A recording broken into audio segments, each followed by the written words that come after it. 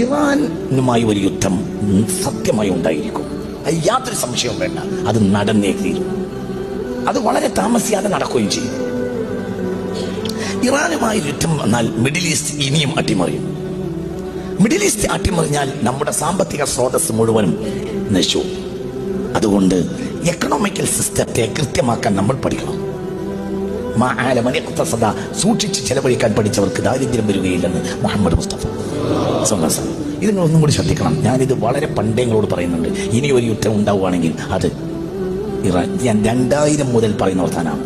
പഴയ കേസറ്റൊക്കെ കേട്ട എന്നൊക്കെയാണ്. അടുത്ത യുദ്ധം ഇറാനുമായാണ്. അത് ഭയാനകമായിരിക്കും.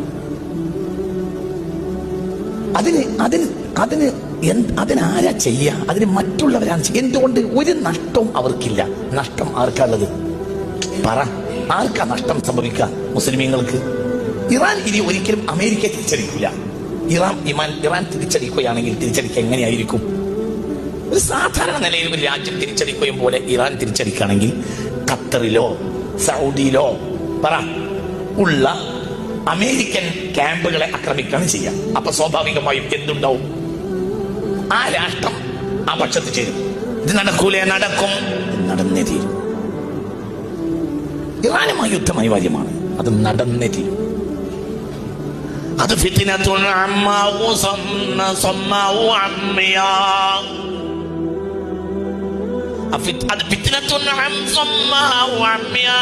അത് കണ്ണില്ലാത്തയും കാതില്ലാത്തയും യുദ്ധമായിരിക്കും.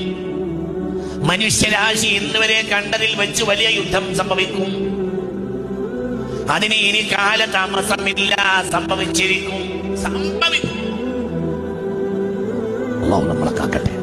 ഇത് നിങ്ങൾ ആരോട് ചോദിച്ചാ പറയുന്നത്?